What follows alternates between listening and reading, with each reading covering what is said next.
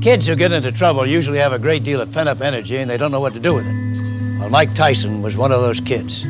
It was the great boxing trainer Gus D'Amato who finally turned Mike's life around, took him under his wing and rechanneled Mike's energies into boxing. D'Amato feels that Tyson will be the next Muhammad Ali, and he should know. Ali was also one of his students. In life, you can absorb almost anything if you are able to anticipate it and prepare psychologically to accept it. Discipline enables a person to do that which needs to be done, which is also my definition of a professional, no matter how he feels within. The physical part of boxing is so minor that most people would never believe it or accept it, because in my opinion, the mind and emotions are about 75% of boxing. Mike Tyson, weighing 210 pounds, has an exceptionally good record. He had maybe a dozen fights in the Junior Olympic Championship, and he knocked out every fighter he fought to win the national championship twice. Tyson not only has a very hard, terrific punch in either hand, but he has developed elusive qualities and has the most important quality, the will to win. He has the desire to win. He wants to be the best. And with a fellow with this type of competitive spirit, plus the knowledge that he has gained and the punching power, I can't see him lose. Do you think you're unbeatable? No one's unbeatable. What's it going to take to beat you? It's going to take what's not around today.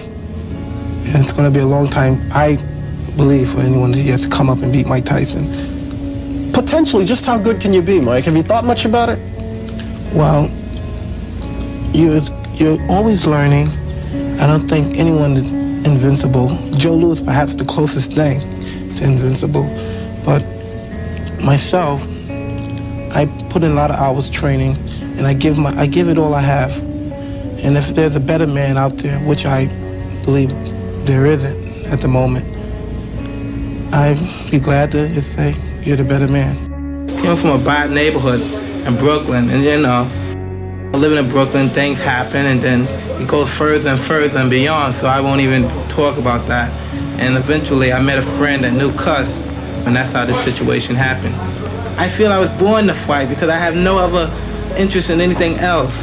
Everybody's a fighter in their own right. You're a fighter, I'm a fighter, but everybody don't get up every morning and run. Everybody don't go to the gym every morning. And everybody don't have enough discipline to wait in the locker room for 2 hours or 3 hours, then go in the ring and do what they've been taught all those years in the gym.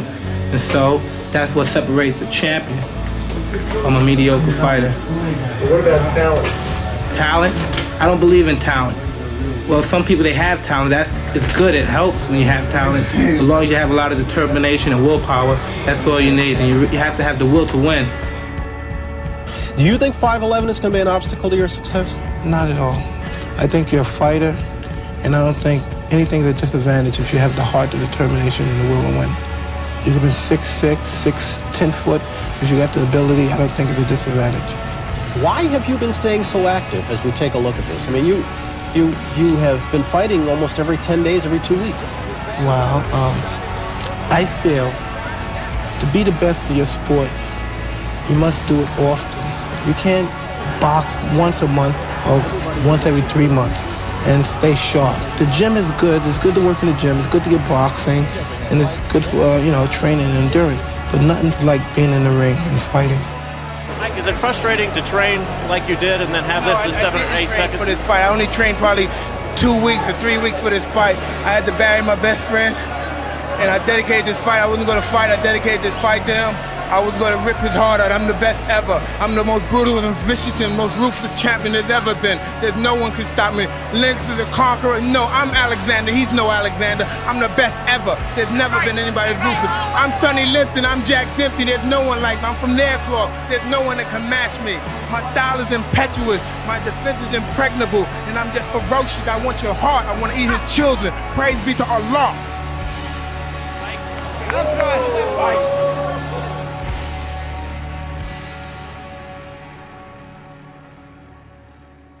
I never had an ego. I was never really jealous of anybody. I never really thought most of myself. But when I met Cuss and I started talking to Cuss, he made me believe that I was a god. There was nobody that could reach the core like Cuss could. No one could inspire me. Cus would say this. Do you hear this? Because Cus had a really, he had this really megalomaniac ego. He said, you let me tell you something. You, all the prophets, all the gods you ever know about, if they had a son, their son couldn't beat my fighter. Know why? Because he's my fighter. Cus was an interesting guy. He had the concept of fear down to a science. And most of his fighting was mostly psychologically. He believed the physical actuality of boxing was only 10% when the mind was 90%. He always believed in improving yourself and strengthening your mind. Strong believer that your body only purpose was to carry your brain. He believed fighting was your opponent's surrender, his total destruction. And he didn't think of it as